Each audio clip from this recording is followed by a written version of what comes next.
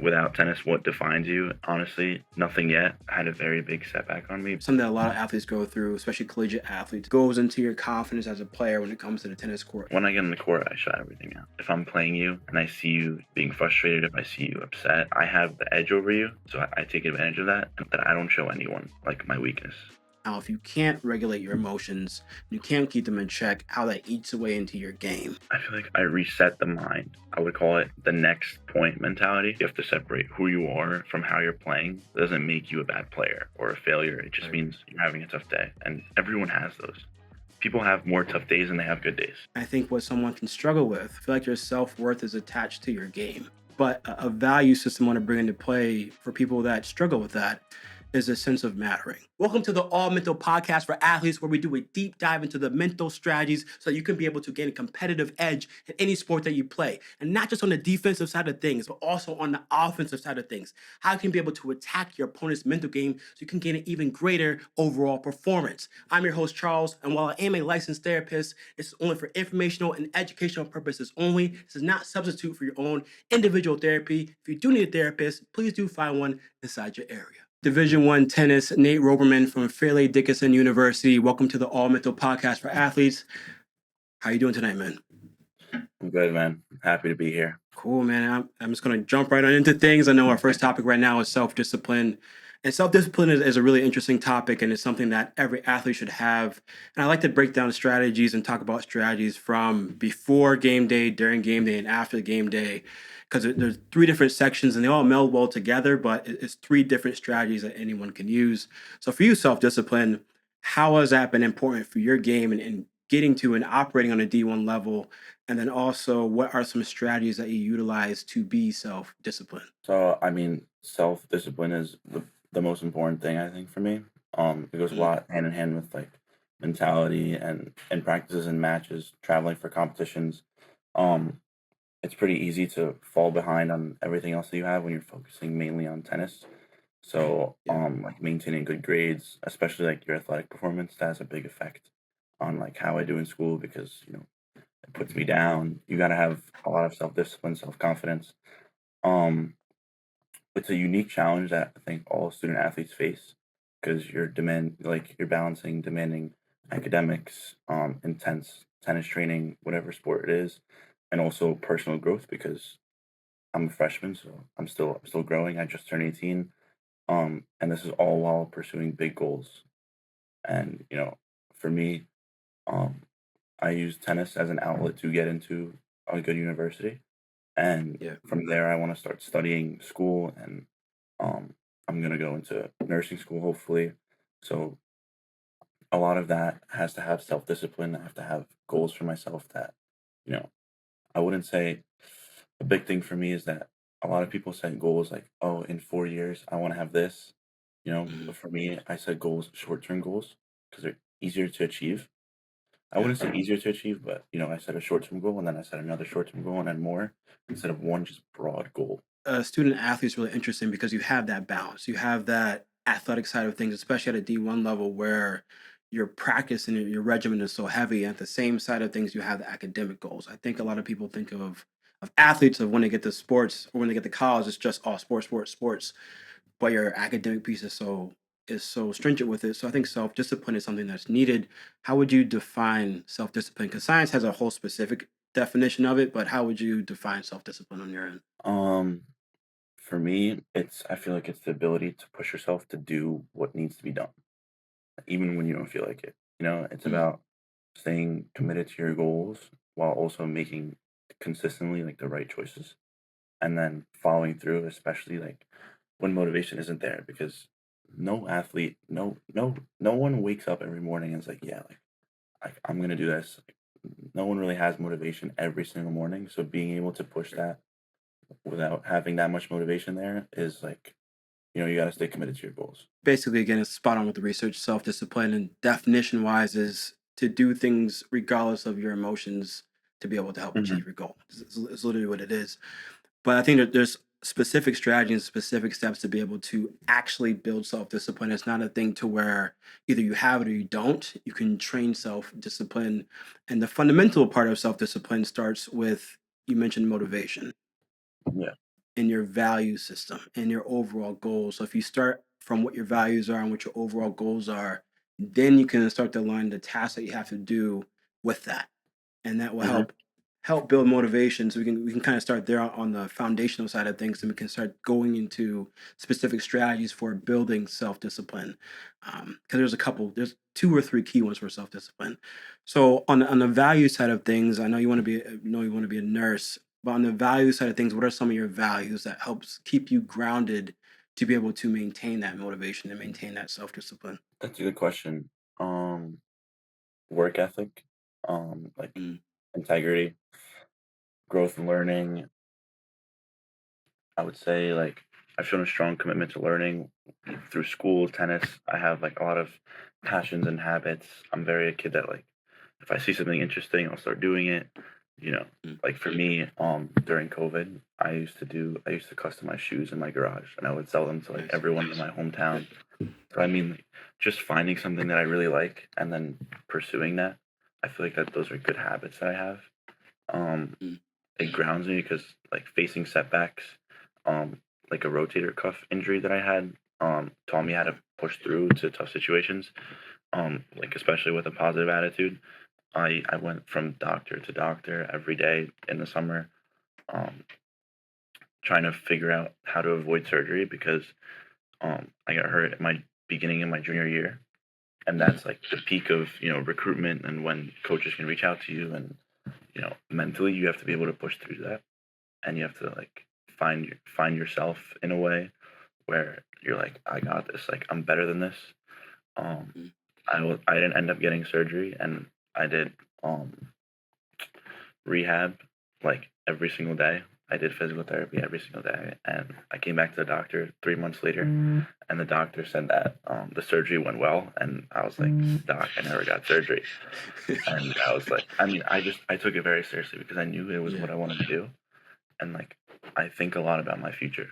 I don't think about tomorrow. I think about in a week, in 2 weeks, in a month, in a year, like what my life will be like. So I try to think before I do things because I know that like my actions can seriously affect like my future. So what drives that? What drives that desire to be able to be so outlook to have that outlook towards your future? Like, where does that come from? You could spot that. Is that from your dad? 'Cause you mentioned your dad played pro tennis. Is that from your friends growing up? Where is that outlook? Where does that come from? Where does that stem from? I would say without my dad, I wouldn't be in tennis. Yeah. He's a main reason why I'm playing the sport. Um, Financially, it's like impossible for someone to play tennis unless they're pretty well off. And having that connection with my dad being an ex pro and ex collegiate athlete, he started coaching, and court times were easier to get, everything like that. Mm, Without him, I would have never picked up a tennis racket, and I feel like if he wasn't a big part of my life, my parents are divorced. I don't know what I would be doing right now, and I know a lot of people say like without tennis, what defines you? And honestly, nothing yet. I feel like soon after I hopefully I get into nursing school, like then something else will define me. I didn't know what I was doing like at all with where I was gonna do in school, um, which is like was had a very big setback on me because I like being organized. I like knowing what I have to do. mhm. I like having a plan. So that was like a big thing for me. Like, what am I gonna do with my life? Pretty much. Yeah. Um, it was literally since forever. It was being an architect and going into architecture school. Both of my grandparents on both sides are architects. So like I have a lot of history and I loved art and I mean coloring shoes and all this stuff. Like Yeah. I have a history in all this stuff. Um, so I felt like that was what I wanted to do, but I wanted to be a little different in a way Mhm. where I can always fall back on my the family business, but I want to be something for myself. I want to be able to do something on my own without having to rely on someone. I want to be able to study and I want to be able to pass without having the connection, or you know what I mean. I want to be able to Mm. to know my worth on my own. I think that's a lot for something that a lot of athletes go through, especially collegiate athletes, is you have this sport that you push so hard for, coming in second and coming in third into state and being the rank that you were coming out of high school. And then by the time you get to college, it's a whole new world to where it's now you have to make decisions that are lifelong decisions type of thing. They set a grand course for you, and having that balance of doing athlete stuff. And we'll dive more into athlete stuff too, but I think this is really important as a mentality of an athlete is you always have the academics on the back of your mind, and you Yeah. have you're in final season right now. And that sense of self, like you mentioned, self-worth, finding self-worth for yourself, finding who you Hmm. want to be.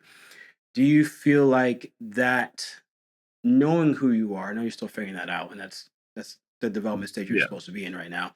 Completely normal. Do you feel like that goes into your confidence as a player when it comes to the tennis court, or do you kind of keep those two separate and shut that out? When I get in the court, I shut everything out.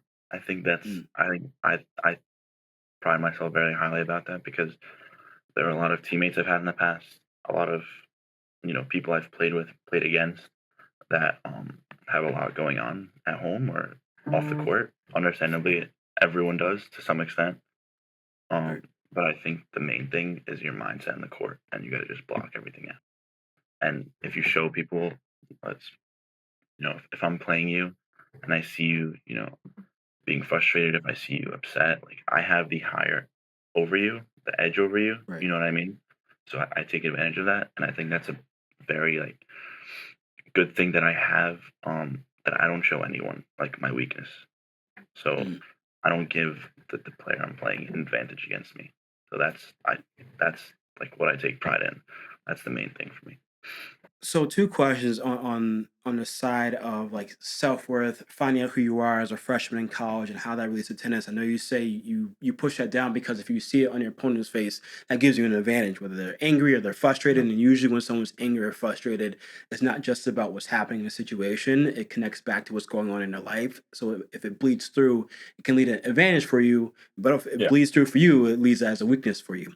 So what are strategies that you use to be able to push that stuff down before you step on a court, or rather get focused and just be able to focus on tennis? And there's so much other stuff going around for you. Usually before I play, like a match or even practice, I always, get there a little early, make sure I get enough sleep, Mm, eat a little bit before. Not like even just one of these, just like a little bar or something like that. yeah. And I just when I get there like a little early, I just go into like a Zen mode. I wouldn't say it's meditation now. I just like do my own thing. I don't talk to anyone. I just get locked in for the first like 20 minutes before it even starts. Even if it's like Mhm. stretching or something, I'll just put on headphones. I won't even listen to music. I just noise cancellation. I just lock in and I just try and cancel everything out. And then the second I start hitting the ball, just everything cancels out. I don't even know how the best way to explain it. I think it Yeah. first started like my sophomore year of high school. And I Mm, just ever since then I've been like really like confident in the fact that like no one has that edge over me. Um yeah. I used that advantage a lot in high school and in the juniors because a lot of people, everyone's maturity levels are pretty different. If that's the right word to put it. Right. So every weekend traveling to these tournaments, a lot of people are in school. A lot of people, fail the test the day before and they're still mad about it.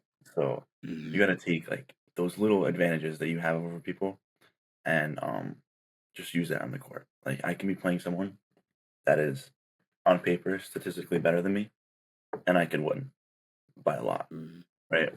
Depending on how their day is or whatever it is, you just got to go into that mode where like you think that you're better than everyone, and no one can stop you, and you have to block out everything.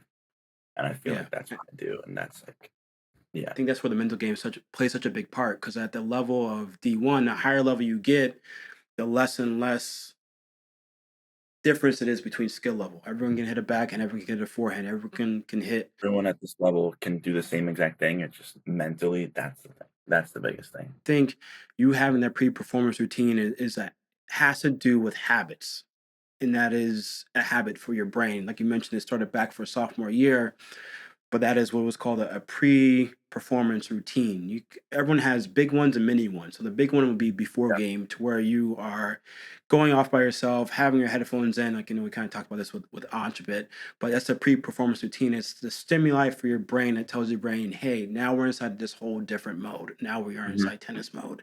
Then it starts to automatically recall what your training is, as far as focusing on a tennis ball whenever you hit, whatever the case may be.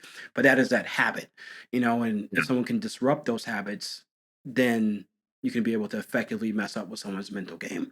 And the way that you Of would course. disrupt those habits is you would just throw off their pre-performance routine. Like, if you see someone, if you wanted to, it messes yours up too. But if you see your opponent in the pre-performance routine already, and you're done with yours, you can go up to them like, "Hey, man, how's it going? Like, let's have a great match day." You start talking to them. That can impact their own pre-performance A routine. lot of people do that. A lot of people do that to try and screw with you, to try and it's a very big mental game. It's very unpredictable. There's a lot of pressure moments.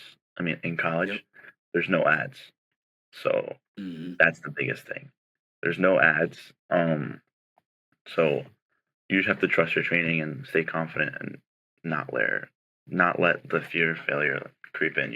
Yeah, and that was my second question for you. When you talk about, you push everything else that's going down around you once you hit the tennis court. My question for you is, if you start to have a bad day on a tennis court, or if you start to make misses, or things of that sort. And when we talked about earlier about your self worth, you're trying to find out who you are for yourself so early on in your college career. And I mean, someone can be doing this too when they're juniors as well. As tennis is your main thing. Now, nursing is starting to become your thing.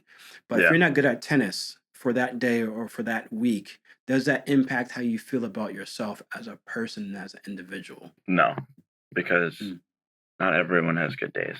I mean, like my dad says, you have a tennis player has maybe 2 to 3 really, really good days throughout the year, and that's it. The Mhm. rest is you gotta push through. Your backhand's not working, your forehands, your volleys, you gotta figure it out. It's very tactical. It's a very big mind game. You gotta just figure it out. So when I hit the court and I'm having a bad day, like like you feel like your whole identity as a player is being tested, and Mhm. that's why tennis is such a personal sport, because you can't hide behind a teammate or blame anyone else. You're fully Mhm. exposed. Right. So if you're playing badly, it's easy to start questioning yourself. Like, am I as good as I thought? Am I losing? Like, am I losing it? Like, what's wrong with me today? Yeah. Like, that danger is letting one bad performance define you, and in those moments, like, you have to separate who you are from how you're playing, because you might be playing poorly, but it doesn't make you a bad player or a failure. It just Right. means you're having a tough day, and everyone has those. People have more tough days than they have good days. Like, you got to just figure it out. And what I've learned is that when I'm playing bad, I need to focus more on how I respond to the situation and not just the outcome. Mhm. So sometimes if I let frustration take over, my game like just unravels. But Yeah. if I stay calm, adjust, move my feet a little more, um, and keep fighting, like a bad day can turn around easily. The momentum of 1 point in a tennis match can turn the whole thing around. Um, Right. so even a bad day, like it can at least teach me something. And you find out who you really are in those tough moments, I feel like, because not even when you're winning, but like when everything is going wrong, you can still keep pushing forward. At the end of the day, one bad match practice, it doesn't define you or your career or your worth. I feel like it's about learning, moving on, and coming back stronger the next day. Like figuring it out. Your backend's not working. Stay a little bit after practice and just hit 200 backends, and then tomorrow it'll be 1% better and 1% better and 1% better. And Mhm. if you go back down, and you feel like it's 5% worse. Just practice. It's just practice, and it's all Mhm. mental. The sport is more mental than it is physically, because everyone at this level has good agility, has speed, has a serve, has a forehand, backhand. Everyone at this level can hit a ball, you know. So it's more about what you do after you hit that ball and what like makes you stay in the match and send in. Now let's dive into everything. Yeah. Now, I kind of learn about you more as a player and you more as a person a bit. and some of the topics I think is now I kind of see how you want to talk about self discipline because it's regardless of your emotions, both before game day, but then also during match day, how your emotions fluctuate, how they regulate, and how if you Mhm. can't regulate your emotions, you can't keep them in check, how that eats away into your game. And you see that happen to a lot of players, and then also like Yeah. yourself, I'm sure that's happened to you at some point. So self-discipline is regardless of your emotions, this is what it is right now, and this is what I need to do Yeah. inside this exact moment. And then if things are going badly or going poorly, then I just need to know that's what I need to work on for practice this week, is I need to focus on my Mhm. backhand and getting that timing down, whether it's the fundamental sides of things or whether it's just what my focus needs to maybe shift when I hit my backhand or whatever the case may be.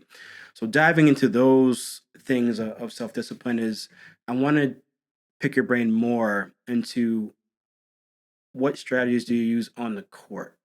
So you mentioned a bit of if you're having a tough time, right? And it could potentially affect your confidence. You're telling yourself, I have to separate myself from my play in a sense. Like I'm not a terrible person, I'm not a failure. I'm having a tough time, but that doesn't make me as a person a failure. So is that more of a self-talk thing that you tell yourself, or is that more of you just reframing the situation into let's just focus on tennis? Or what is that like mentally for you in your brain? I feel like I reset the mind to, Mm, like, I would call it the next point mentality. So the mhm, point that just happened, you can't change what happened. I can't remind myself um, about the point before, and I can't change it. The only thing that I control is the next point. I literally I would tell myself like next point, focus. Come on, like what just happened, can't reverse it, can't do anything about it. All you can do is just go to the next point, and that keeps me from spiraling. Spiraling after a mistake or a missed opportunity. mhm, Um, I would say, if it's a long point and there's a big crowd and everyone's watching, and it gets in my head a little bit, I lose. Slow down, momentum a little bit. Just breathe. When frustration builds, I take, a deep breath between points, slowing down my breathing like helps me relax, like reset, yep, it keeps my mind from racing, prevents me from rushing into like the next point emotionally because, I can be mad. I'm like, no, like screw this kid. Um, I'm mhm, gonna do this. And I play outside of what I need to do. Um, and it rushes me into the next point emotionally and not using like my mind in the right way. Um, mhm, Sticking to simple shots, like we just talked about. Having a bad day, if my game feels a little bit off, like I simplify my shots. I don't go for the forehands that I would when I'm having the best day and just ripping left and right. I focus on mhm, higher percentage plays, hitting deep shots down the middle, or using consistent, literally just spinning the ball inside instead of going for risky winners. Um, I feel like that helps me rebuild my confidence, and then yep, also helps me find my rhythm a little bit. Um, I have a thing called the three-shot rule that my dad made for me. mm, In juniors, it won me like most of my matches because a lot of players, like literally, if you just if your goal is to make three shots in the court, that point, 90% of the time you will win that point. mhm, A lot of people miss after the second or third shot.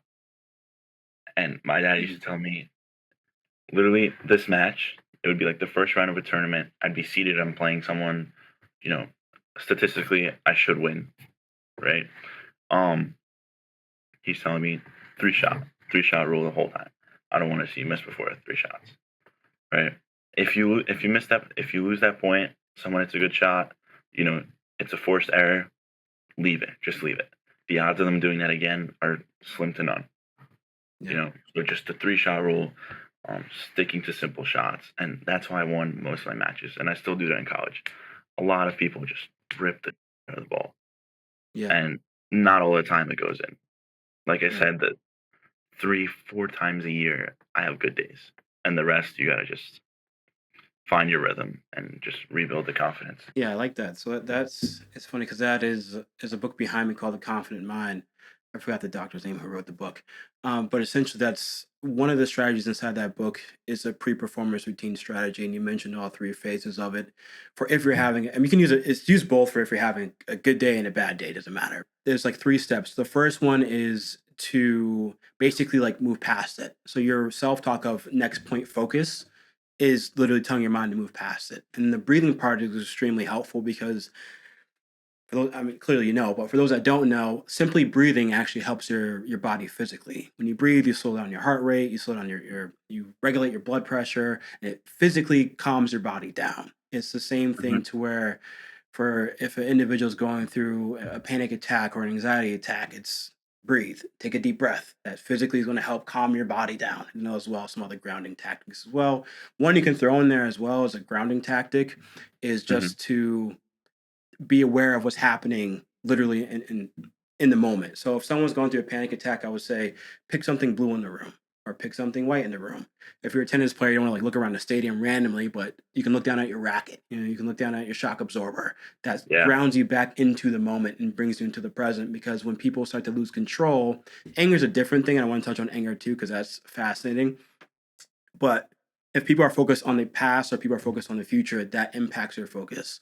If your Mhm. focus is 15% what happened before, 15% of like what's going to happen in the next two or three games, now you're only 70% in the focus. And you need to be 100% in the focus. The less you are in the sorry, in the present, the less you are in the present moment, if you're not all the way there, then your brain reacts slower, which tells your body to Mhm. do things slower, which means then you react slower. And as you know, tennis is a game of inches. And the degree measurement is like what, 14 degrees if you're standing in the middle of the court between that side to that side. I forgot exactly what it is, but something small. Maybe it's 30, Yeah, it's very small. whatever. Maybe it's 30 degrees. Now, obviously, so it's like the degree measure is not that big. So if you're off even just an inch on your racket or hitting the ball a bit behind you, a bit Yeah, in front of everything has you, to be very precise. it goes out. So being able to stay present in the moment. So I think you saying, next point gets your mind set off of like the past. It's like, hey, we're in the present right now. Taking deep breaths allows your body to physically to be able to regulate. And then your next thought process, which is three balls in. The focus is always the same. Three balls in. Then how you hit those balls is different. Um, but that three-step pre-performance routine, like I said, you have a big pre-performance routine and then you have a small one. It sounds like that's your small pre-performance routine before each shot. And then you have your other one that you talked about when you go off and you get into Zen mode. So I think that is fascinating. And then takes you out of it. It takes the by you, I mean it takes the person out of it. It takes the Mhm. emotions and the feelings out of it. It becomes very strategic and strategized and very objective. I think what someone can struggle with is if they feel like and it's very easy to, if you feel like your self-worth is attached to your game. If you feel like your self-worth is attached to you being a baseball player or a soccer player or a swimmer or a tennis player. And if you lose and if you have a bad point and everyone's there watching you, that's tied to your self-worth. Especially I think that can come out of fear when people have a value system of your value is based on other people caring about you. And people fear that if they lose, that person won't care about them as much. The team won't care about them as much. The crowd won't care about them as much. The coaches won't care about them as much, especially like you said, tennis is a very lonely sport. Even if you're playing doubles and your double partner doesn't care about you as much. So I think one strategy I want to bring into play here is not a strategy, but a value system I want to bring into play for people that struggle with that is a sense of mattering. There's a very fascinating mattering research is basically like the meaning in life. Research is what it is. One core Mhm. aspect of the meaning in life is called mattering. Typically, as our society, most societies place mattering based on how we think other people view us, which is problematic in sports because you become hesitant because you're worried that the crowd says X, Y, or Z. When you should be like Djokovic, just like bring the crowd on. You know what I mean? But Yeah. your mattering, everyone has self mattering. And if you understand these three things, then by definition, you matter to yourself. If you understand that you are important to yourself, meaning your body is important to your mind is important to your body. Your body needs your mind because it needs it to tell you what to do. Your mind needs your body because it says, I need you to take this step cross court and hit this ball this way. The mind needs to trust that the body can actually do that thing. And then Yeah. also that you are aware of yourself. You're aware of your emotions. You're aware of how your body is feeling. You're aware of what's going on around you. And then also that you rely on yourself. You rely on yourself to be able to practice every day. You rely on yourself to get enough sleep. You rely on yourself to do a certain amount of things. So if you objectively note how you are important to yourself, how you rely on yourself, and how you're aware of yourself, by definition, you matter to yourself. So even if you're having a bad game or a bad day or a bad shot, you know that doesn't define you as a person because you know objectively you are these things to yourself. Yes, Yeah. fame is important. Yes, teammates are important. Yes, yes, yes. But that should be the core. So I'm glad that you are able to separate the two to where it doesn't impact your game either positively or negatively because it can be a great thing or it could be be a very very terrible thing. Cool. I like that. I like how self discipline is wrapped up into your game as a tennis player. What now? I want to go into the certain strategies of being how you can actually work on self discipline. Are there any strategies that you find that you do that help you build self discipline? Setting clear goals and creating a routine. Those are like the two biggest ones. Start small and building momentum. Consistency builds self discipline. It can be for anyone. Doesn't even have to be an athlete. Just creating a daily routine that covers the important areas. For me, it's training, studying, like resting, even time for um, just doing things that you like doing. So for me, it's photography. I love taking pictures of like Mhm. my friends. If I feel like my body's a little worn out, we have courts that we use for our team. We have a facility, and we always go and play like twice a day, even without practice. So a bunch of the guys will be there, and I'll just come there and shoot a couple of guys, and literally just something I like doing. Yeah. It's a hobby. Sticking to a routine removes the need to constantly make decisions.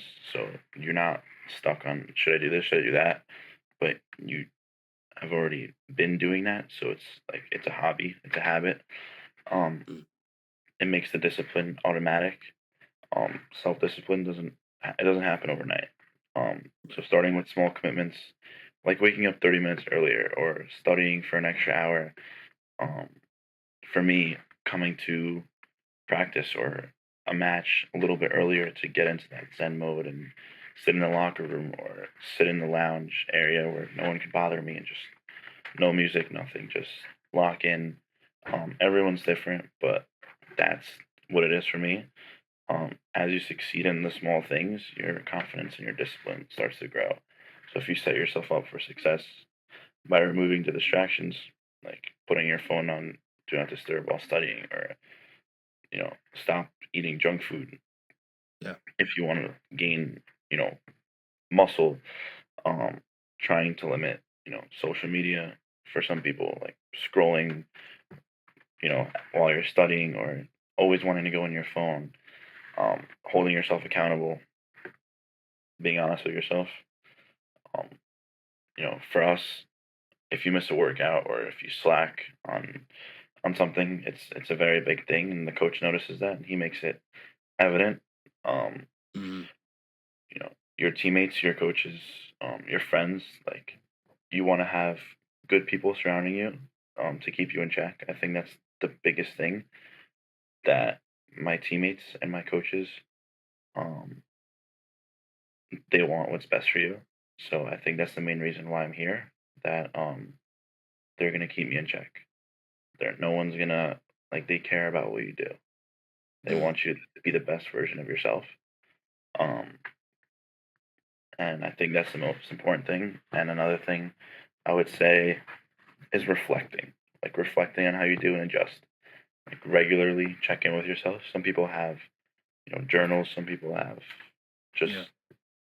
videos that they make of themselves and rewatch it. Whatever it is, what's working, what's not.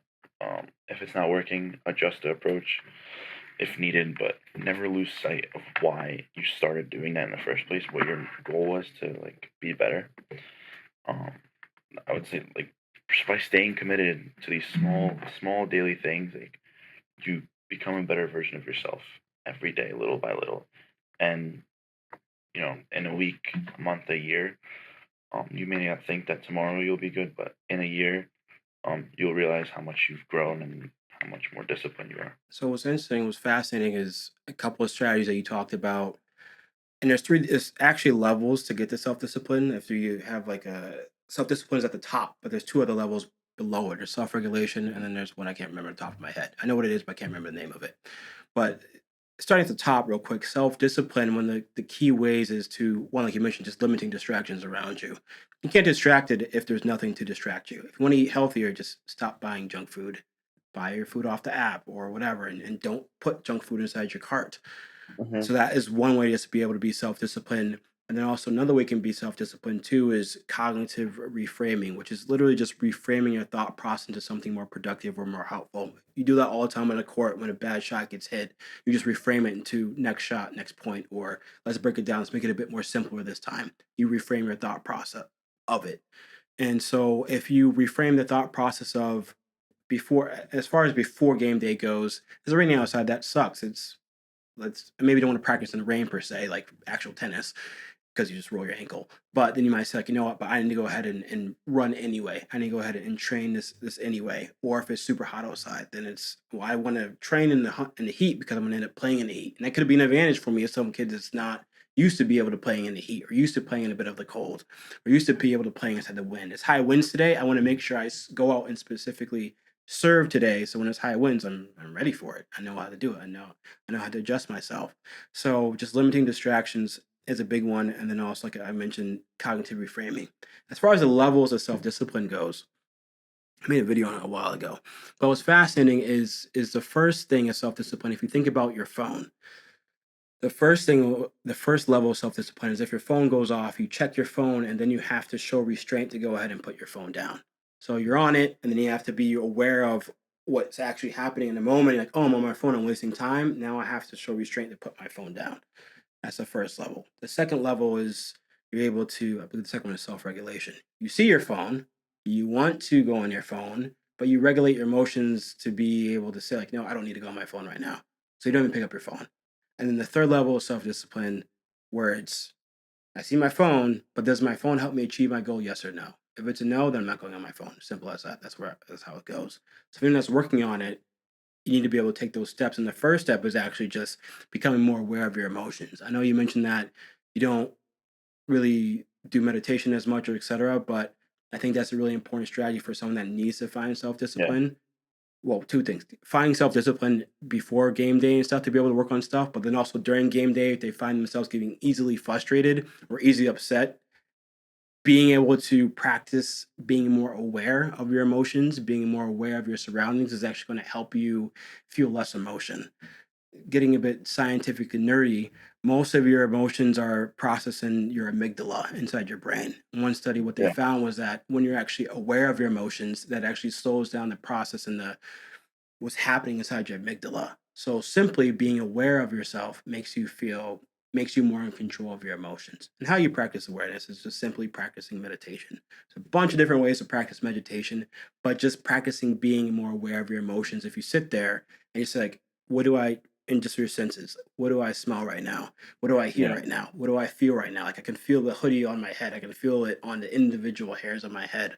That's going to help you train your body to be more self-aware the same way you would train a forehand or the same way you would train a backhand, and that actually end up trickling into other areas of you being able to gain more self-regulation or someone else to be able to gain more regulation on the court. Another Yeah. study that they found was just that you can actually build self-regulation, and this goes back to what you said about you having hobbies and you stick into different habits when it comes to school or when it comes to working out or when it comes to exercising actually helps you in your entire life be able to have good habits and be able to have good self-discipline. And the research backs that too. A couple people did a different interesting studies to where they had people just regulate, this has to do with self-regulation, but just regulate them sitting up straight or just regulate what they're eating and taking tracking of their diet or in just regulating what their bank account is. What they found was that even though their bank account has nothing to do with them exercising, just them practicing self-regulation with their bank account actually improved their overall self-regulation and impacted them in different areas. So I mean, yeah, I can practice setting it up straight or whatever the case may be, but just know that if I'm focusing on having more self-regulation by practicing the shots that I want to practice or whatever, that's going to help me throughout the entirety of everything that's going on. So I think that's fascinating. All right. So I think that covers a lot of self-discipline. And as far as the confidence piece, is there anything that we missed with confidence that you want to dive into a bit? We covered a lot, but um, I mean, this is a lot about me, but what do you think was the hardest thing you've ever had to be disciplined about, and did you stay committed? I would say this. I would say just doing the whole research thing because it's a lot of research. It's a lot of studying to be able to. Because I mean, all right. Because like the way it works and the way it functions is like with social media is everyone starts at zero. Like no one starts with getting views or getting clicks or whatever. So my whole purpose for doing this is to be able to spread as much value to as many people as possible. And the tough part for me, to be blatantly honest with you, the tough part for me doing this is kind of naive and going in with the idea of everyone will want the knowledge to be able to better themselves. Like that would be something that everyone would want. And then I realized I'm like, even though people have the knowledge to do so, a lot of people don't make the movement to better themselves, which is fascinating. So I would say, so I used to write a whole bunch of paragraphs of advice, right? So if someone tells me what their goal was. This is before I just focused on sports. I'm like, cool, I'll give you a paragraph. And what I found was that I've written over 100 of them.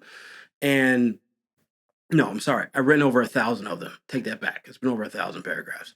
And of the 1,000, which is cool, is like literally 4 months later, someone would DM me and be like, yo, I used to be called the go guy. Like, yo, I did X, Y, and Z, and then now I'm captain of my team. Or one dude was a soccer player, and he was like, I want to be a soccer player. And I said, all right. So talked about a bit about self discipline, talked a bit about deliberate practice, talked a little bit about goal achievement and goal setting, and then literally 3 4 months later, he messages me again randomly. He's like, yo, I actually tried out for the soccer team, and now I literally play professional soccer, and I got a hat trick my first game. I'm like, that's nuts. So I think the hardest part is just staying on top of continuing to do this thing. But I think the thing that drives me is just how much value people gain out of it. Like this conversation is, like you heard from Anch, and hopefully, like the podcast with Anch helped you in some way, shape, or form, and then hopefully this Of course, podcast I feel helps like someone else. this one will help a ton of other people, and it helped me also. I mean, with Yeah, everything that you said, and I feel like hopefully I helped you a little bit. I say bring you in another world, and how different it is for a tennis player compared to other athletes, and yeah, how different minded a lot of tennis players are, because everyone has their own stuff going on. Everyone does their own thing within the sport. So I feel like I have a different approach than, another collegiate athlete would. And there's nothing wrong with that. But me being able to come on here and talk to you about it, I feel like gives you a whole nother perspective, and like enter another world of how a collegiate athlete goes about their day and what they do to better themselves on the court and off the court. And everyone's different. So I feel like, you know, for you to know about what I do and me personally is is cool. Um, that's that's yeah. like the perspective you added that was huge. That because tomorrow I'm talking to a coach, so not of a tennis coach, but a baseball coach. The perspective you added is entering as a D1 freshman athlete in the two different worlds of academics Yeah. and sports. Because a lot of times people just talk sports, sports, sports, but it's two different worlds and they mix. Like, how do they mix? How do they not mix? How do you keep them separate? How do you keep them balanced? So that was a fascinating conversation. I think any athlete would probably want to have before they ever get to college or wish they had at some point during college.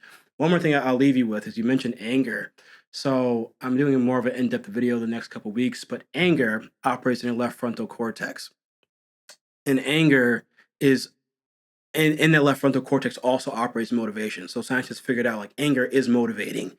Now, anger Hmm. has a double-edged sword. The first thing is fundamentally on the positive side, anger helps you feel more motivated. Anger helps you feel stronger. Anger helps you want to do things, which is great. And it's really useful for before practice, before game day things when it comes to training. You could be pissed off that you're not where you want to be. You could be pissed off that you lost a match. You could be pissed off that people doubt you, etc. And you can use that anger to then go out and go train, go run sprints, Yes. go like whatever for very simple tasks. Very good for it.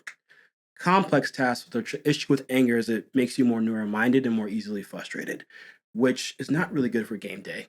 Because if you're like, I'm just going to smash this ball down the line, like that's not a high Yeah. accuracy shot. And then on the third shot, you miss, you go out of bounds.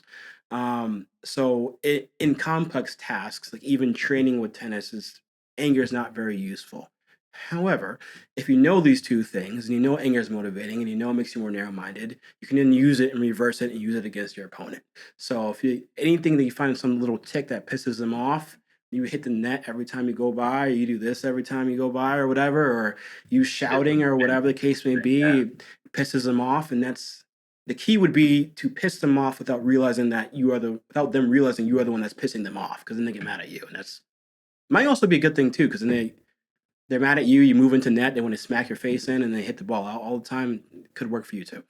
So that's the little tidbit on anger. But yeah, man, I appreciate the conversation, dude. It's cool. Yeah. Thank you. Thank you for letting me hop on this and talk about everything. I feel like a lot of student athletes would love to hear.